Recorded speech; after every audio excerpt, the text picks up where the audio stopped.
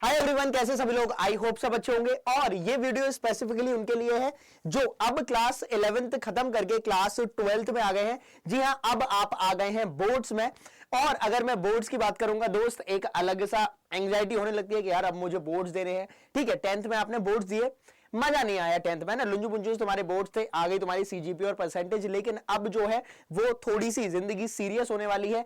अब आपके class 12th के बोर्ड्स आ गए हैं दोस्त, है ना। तो जो आपका सेशन है वो है 2024-25। और जहां तक मैं आपका लेके चल रहा हूं, आपके काफी सारे चेंजेस होने वाले हैं। ठीक है, आपको पता होगा कि अगर मैं चेंजेस के बारे में बात करूं तो आपका 2 टाइम बोर्ड्स भी हो सकते हैं, आपकी नई एनसीईआरटी भी बनेगी, है ना। अलग अलग स्पेसिफिकली आपको बहुत सारे चेंजेस देखने को मिलेंगे।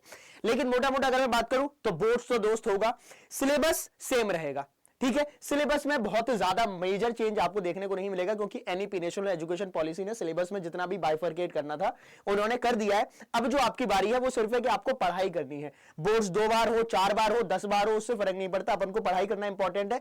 तो अब बारी है पढ़ाई शुरू करने की। उसी के बारे में मैं आपको बताने आया था कि दोस्त अपना चैनल साइंस अड्डा पे अब आपकी क्लासेस जल्दी ही स्टार्ट होने वाली है। चाहे वो फिजिक्स, केमिस्ट्री, मैथ्स, बायोलॉजी या इंग्लिश जो आपके पास है, मतलब जो मेजर सब्जेक्ट्स है उसकी क्लासेस आपको स्टार्ट जल्दी ही होने वाली है। और अगर आप लोग मेरे से जानते हो, जो मेरे सक्षम वाले साथी हैं या सक्षम रिलोडेड वाले साथी हैं जो क्लास 11th में थे और जो क्लास 12th में आए, उनको तो पता ही है कि भाई अपन साथ में मिलकर केमिस्ट्री कवर करते हैं। और उसके बाद चाहे आपकी अनु मैम है जो मैथ्स कवर करती हैं, देन कम्स और अशप्रीत मैम फॉर फिजिक्स, और साक्षी मैम आपकी बायोलॉजी के लिए, फिर उसके बाद इंग्लिश के लिए आदित्य सर आपके लिए हैं। तो ये तो रही फैकल्टीज के बारे में कहानी।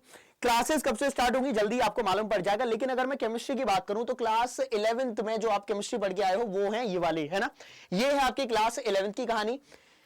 अगर मैं मान के चलूं तो यहां से आपको ज्यादा रिलेट नहीं करना है क्लास 12th में केमिस्ट्री के लिए, क्योंकि 1-2 टॉपिक्स ही हैं। जैसे मैं बात करूंगा ऊपर वाला, ये जितना आप चलते हुए चलोगे चैप्टर 7 तक, यहां से कुछ भी काम नहीं आने वाला है क्लास 12th में। बोर्ड्स में काम नहीं आएगा। हाँ, नीट जेई में ऑब्वियसली काम आएगा, लेकिन चैप्टर 7 तक कुछ भी काम नहीं आएगा। जो सिर्फ और सिर्फ आपको काम आने वाला है, या आपने जो अच्छे से पढ़ा है वो है मेरे पास ऑर्गेनिक केमिस्ट्री के ये वाले 2 चैप्टर्स। इसमें से भी स्पेसिफिकली ये जो हाइड्रोकार्बन है ये काम आने वाला है।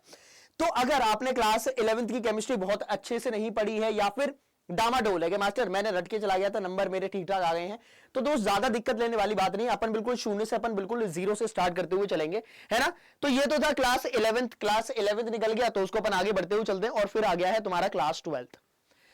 अब आपको पता है कि भैया बहुत सारे चेंजेस, जिसके मैंने आपको बारे में बात करी कि शायद बोर्ड्स भी 2 बार हो, पर जैसा भी रहेगा अपन को उसके अकॉर्डिंग सिलेबस कंप्लीट करना होगा। और आपके हैं इस बार आने वाले हैं 10 चैप्टर, जिसमें शुरुआत में है फिजिकल, बीच में है इनऑर्गेनिक के 2 चैप्टर, और एंड में है 5 चैप्टर्स ऑर्गेनिक के, जिसमें 1 चैप्टर बायोमोलिक्यूल से, मतलब बायोकेमिस्ट्री उसमें चलती हुई चलेगी।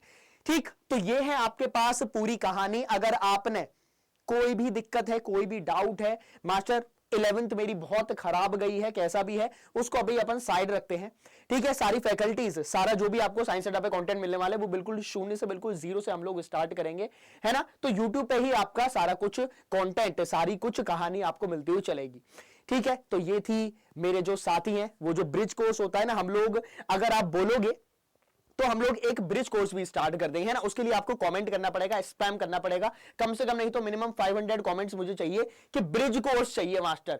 अब ब्रिज कोर्स का क्या मतलब है कि भैया क्लास 11 से क्लास 12 में तुम ऑब्वियसली कैरी फॉरवर्ड कर रहे हो, तो एक ब्रिज बनाना पड़ेगा, है ना। उस ब्रिज में मतलब क्या चीज इंपॉर्टेंट है, जैसे मैंने आपको अभी बात करी कि ऑर्गेनिक केमिस्ट्री है, तो क्लास 11th और 12th की ऑर्गेनिक केमिस्ट्री मिला के मैं एक आपका बेस बना दूंगा, जिसके आप जब क्लास 12th में आएंगे तो उसमें आपको बहुत ज्यादा प्रॉब्लम ना हो। तो अगर आपको प्रॉब्लम हो रही है तो मास्टर मैंने आपको पहले बता दिया, मिनिमम 500 मुझे ब्रिज कोर्स चाहिए, ब्रिज कोर्स के कमेंट चाहिए, तभी मैं आगे बढ़ूंगा, तभी मैं आपका हर चीज शुरू करूंगा।